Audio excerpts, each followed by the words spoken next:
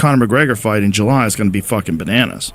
It's going to be bananas. I mean, people are going to go crazy for the return of Conor McGregor because he's a giant personality. But don't expect the same thing. How could you just can't. He hasn't fought in 5 years, right? But that's the problem. It might be more because they're going to all expect that. I think it is a little over 5. It's almost 6. I think it might be 6 at the time of the fight. It might be. I think it's 5. I think it's 5 right now.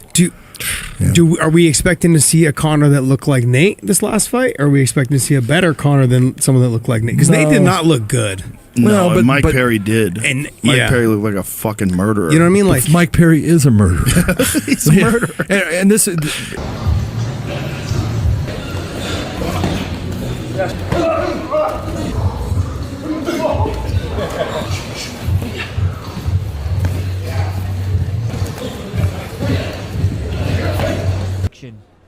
Finish, bro. Mystic Max is feeling a finish, bro.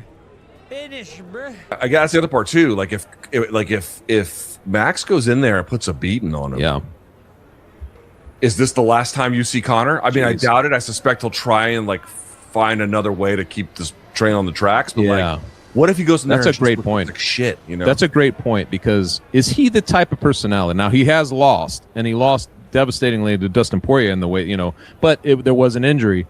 If he just gets outworked, you know, knocked out, just outworked, like, can he live with that? Like, that's the thing. I'm like, is he gonna be like, no? Now we're gonna see Conor want to turn around and come back in there quicker, you know, like within months, you know, that type of thing, because he just doesn't want to live with that. That'd be interesting to see. And Conor do anything with, you know, the fighter you're probably more familiar with than anyone in Max Holloway. Well, we know that, you know, Conor hasn't been in the game for a long time, and I think a lot of people are thinking that he's just going to lose everything, but that's not the case. He's going to be dangerous. He's obviously going to still be very. All right. What did you make of Max's energy? The interview that you did with Rogan on Sunday, he's very confident. A bit rude, wasn't it? He's confident. I didn't see that. Look, Max is all right. Max is good. Max is my son.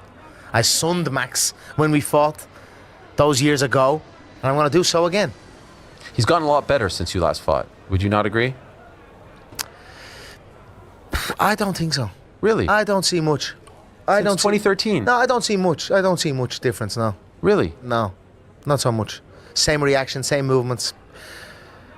Listen, Max got better after he fought me. He added more moves to his game, but even still, there's only one. So I'm not gonna say I don't rate him. I don't rate any of them. So it's on me now, with my date set, to go and show that. I'm still kind of. I guess it didn't really hit me yet. You know, it didn't really hit me. Because there was big announcements. We talked a little bit about it. Big announcements this last week. But it didn't really, like, you know, boom on me yet. Like, is this really happening? McGregor and Holloway, too, is really happening.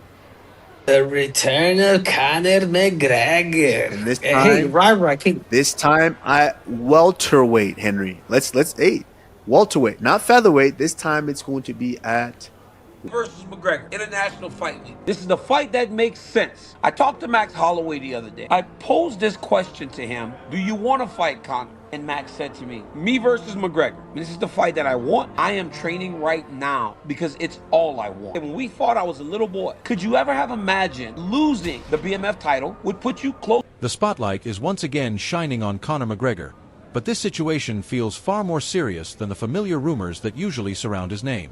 This isn't another comeback hint or a temporary announcement that disappears months later. A potential showdown with Max Holloway is beginning to gain real momentum, and the tension between the two fighters appears stronger than ever since their first clash in 2013. McGregor hasn't left much open to interpretation either. He made his intentions crystal clear regarding what he believes will happen when they meet again. There were no carefully crafted answers, no cautious remarks for the media, just a direct declaration that caught everyone's attention. That alone separates this build-up from the typical promotional exchanges that often accompany major fights. Athletes frequently make bold claims before cameras, but much of that is simply part of the business. This felt different.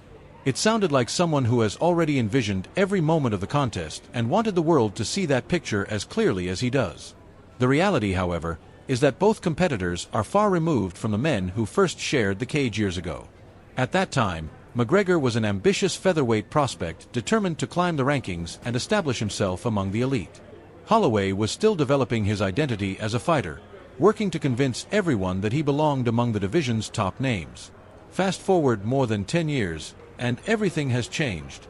Holloway has assembled a remarkable career filled with performances that earned him recognition as one of the finest strikers the sport has ever witnessed. McGregor's journey took a different route, transforming him into one of mixed martial arts' most recognizable stars, while also pulling him away from competition for extended periods as he pursued opportunities outside the cage. That's why many observers believe this rematch carries significance beyond punches and combinations. Legacy has become a major part of the equation.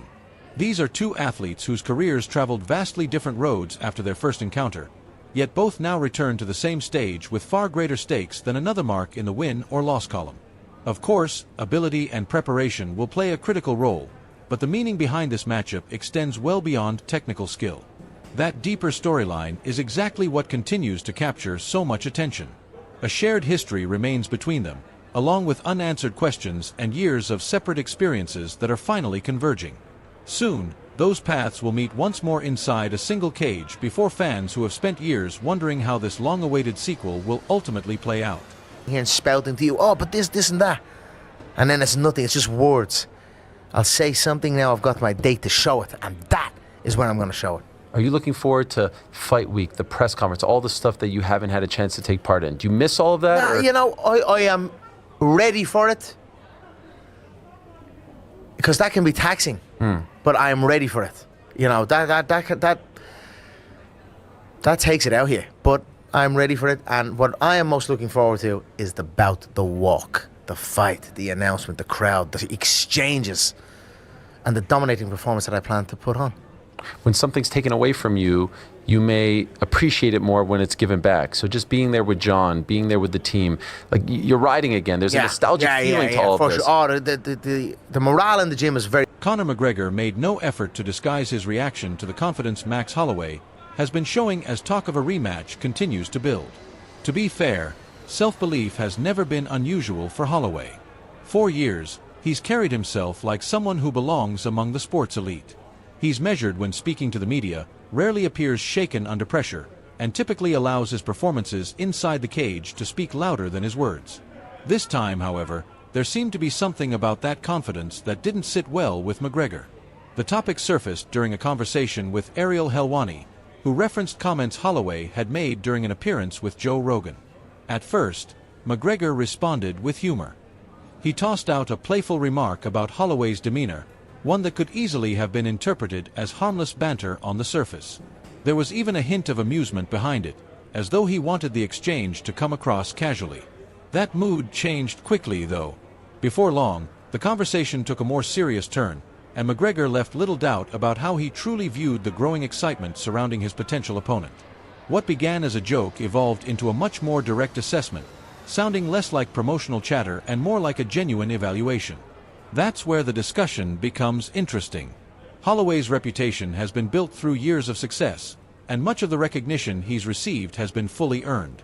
Championship victories, successful title runs, wins against highly ranked opposition, and a standing as one of the most skilled and resilient strikers the featherweight division has ever seen all contribute to that respect. Analysts frequently highlight his relentless output and remarkable endurance, qualities that allow him to maintain pressure from the opening bell through the final round. Those accomplishments aren't being questioned. McGregor isn't denying what Holloway has achieved. Neither are fans who have followed his career closely. Yet McGregor appears uninterested in placing much value on those achievements when evaluating this matchup. From his perspective, remove the victories, the memorable moments, and the years of praise, and he still sees the same opponent he faced when they first met inside the cage back in 2013. It's a statement many fans will view as dismissive, perhaps even intentionally provocative.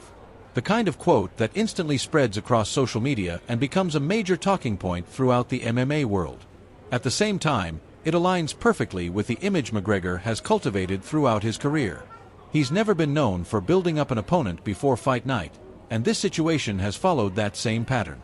Whether those remarks reflect his true opinion or serve as a deliberate attempt to create pressure is something only he can answer. Regardless of the motivation, the comments have already accomplished one thing. They fueled conversation long before the opening exchange ever takes place. That's a strategy McGregor has relied on for years. Create a statement people can't ignore, let it circulate everywhere, and allow the anticipation surrounding the fight to grow on its own. What did you make of Max's energy? The interview that you did with Rogan on Sunday, he's very confident. Bit rude, wasn't it? He's confident. I didn't see that. Look, Max is alright. Max is good. Max is my son. I sunned Max when we fought those years ago, and I'm going to do so again. He's gotten a lot better since you last fought. Would you not agree? I don't think so. Really? I don't see much. Since 2013? No, I don't see much. I don't see much difference, no. Really? No, not so much. Same reaction, same movements. Listen, Max got better after he fought me. He added more moves to his game, but even still, there's only one. So I'm not going to say I don't rate him. I don't rate any of them. So it's on me now, with my date set, to go and show that. So what does all of this mean for anyone trying to figure out who comes out on top? The reality is that opinions are divided almost evenly. A large group of fans still believes McGregor has another unforgettable performance left in him. Another opportunity to remind the sport why he became such a massive star in the first place. Throughout his career, he's produced moments that few people expected, overcoming opponents many believed would be difficult matchups on paper. Anyone who witnessed his rise through the featherweight and lightweight ranks understands why completely counting him out remains a risky move, regardless of how much time has passed or how different the sport looks today compared to those years. On the other side, there are equally strong arguments supporting Holloway. His pace is one of the most demanding weapons in mixed martial arts. He applies pressure continuously, forcing opponents to deal with a workload that rarely decreases as the fight progresses. That becomes even more significant in a championship-length contest where endurance and consistency can shape the outcome. Conditioning matters. Output matters. Experience at the highest level matters. Holloway has spent years proving himself in each of those areas against elite competition. His reputation has been built on staying active, maintaining pressure, and dragging opponents into deep waters where fatigue becomes a major factor. He's known for making long fights increasingly difficult as the minutes continue to pass. The challenge is that nobody can say with certainty which version of this matchup will unfold once both men step inside the cage. Perhaps fans will see the explosive McGregor who made a career out of ending fights suddenly and dramatically. The version capable of changing everything with a single opening. Or maybe the contest develops into a demanding battle where Holloway's pace and volume gradually take control over the course of 5 rounds. There's also the possibility that the fight produces an outcome few people are discussing right now, something unexpected that catches both sides by surprise. That unpredictability is the biggest reason this matchup continues to dominate conversations throughout the MMA community. The inability to confidently pick one outcome over another keeps the intrigue alive and will likely continue doing so until fight night finally arrives. Now it's your turn to weigh in. Who do you believe leaves the cage victorious when it's all over? And just as importantly, what kind of ending are you expecting? A finish, a judge's decision, or a stoppage that comes late in the fight?